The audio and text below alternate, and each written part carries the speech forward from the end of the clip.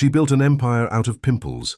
What started as a modest dermatology office in Southern California grew into a global brand with billions of views. Millions of people trusted her with their skin, their scars, their deepest insecurities. But then came a moment nobody saw coming. Cameras were rolling, patients were waiting. And right in the middle of it all, Dr. Sandra Lee experienced something terrifying, while everyone around her had no idea. It was supposed to be a completely ordinary day at her clinic. Everything was running as usual.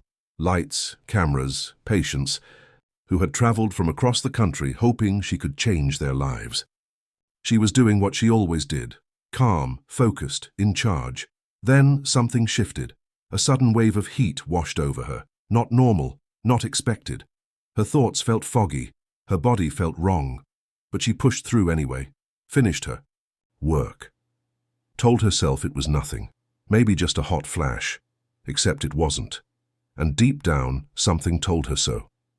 That evening she went to her parents' house nearby, but relaxing was impossible. Sharp, shooting pains fired through her legs. She tried to brush it off and move on. Then came the moment that changed everything. Walking down a simple staircase suddenly felt wrong. Her balance was gone. Her legs weren't obeying her. She didn't sleep at all that night. And by morning, the fear she had been running from finally caught up with her. She looked at her left hand. It collapsed on its own. No strength, no control. Then she tried to speak. The words came out garbled and confused. And that's when one terrifying thought landed. Am I having a stroke? Here's what makes this even more unsettling. She's a doctor. She knows the warning signs by heart. Face drooping, sudden weakness, slurred speech, loss of balance. She had nearly every single one of them. And still, she almost talked herself out of going to the hospital. How does someone with all that knowledge hesitate in a moment like that? The answer turns out to be more common than most people realize. For many women, stroke symptoms don't look the way people expect them to. They feel like something else entirely. Exhaustion, sweating, restlessness. Easy to dismiss. Easy to explain away, especially in your 50s. That's exactly what she was doing. But someone else saw through it immediately. Her father, also a doctor, took one look at her and didn't waste a single second. He told her to go to the emergency room. Right now. And that moment may have saved her life. But what the doctors discovered next was even more frightening than she had feared. The MRI confirmed it. A full ischemic stroke. A blood clot had cut off oxygen to part of her brain, and once that happens, time becomes everything. Every passing minute, millions of brain cells die. There is no reversing it, no undoing the damage. It simply stays with you. And then came the words that hit the hardest. She said it herself, a part of my brain died.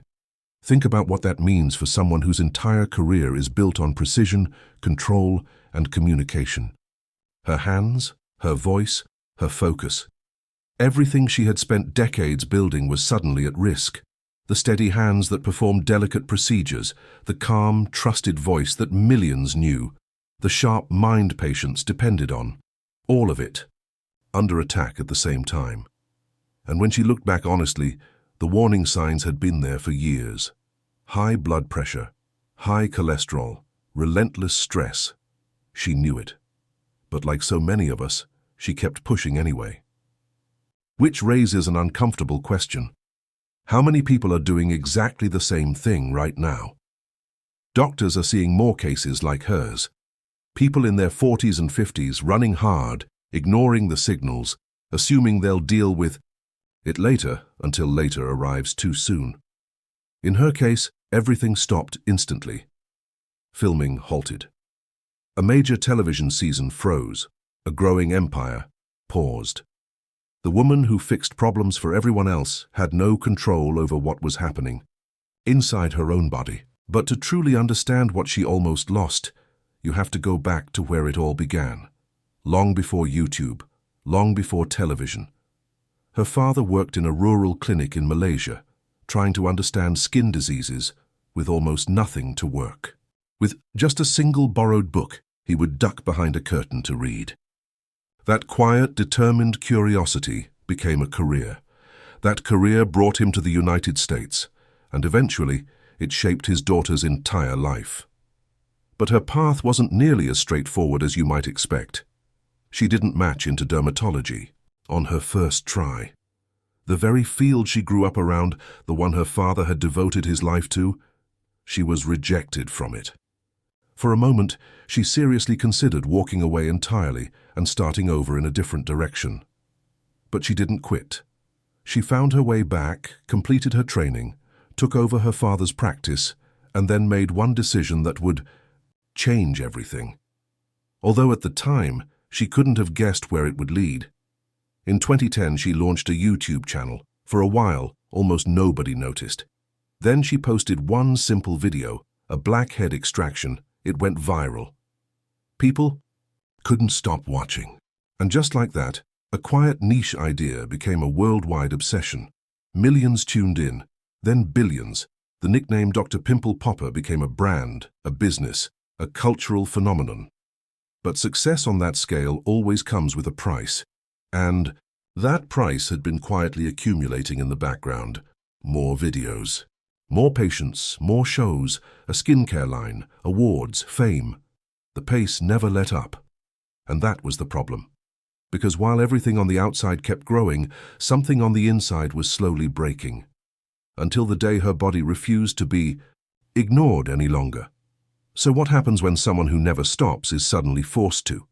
Recovery was slow, painful, and uncertain. For 2 full months, she didn't operate and didn't film. Everyday tasks became real challenges. Walking in a straight line, keeping her hands steady, even speaking felt different. Her left hand, the one her work depended on, wasn't the same. And that fear lived with her constantly.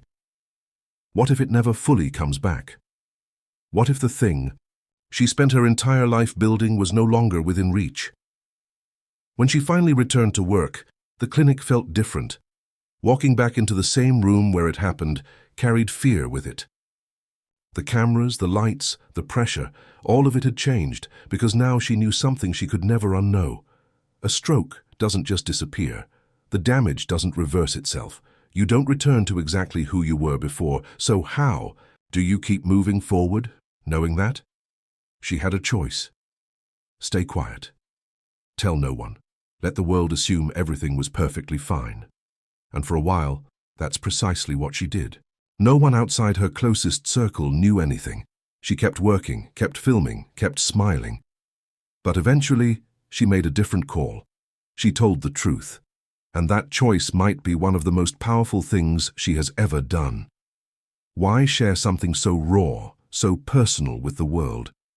Because where she comes from, stories like this are usually kept hidden.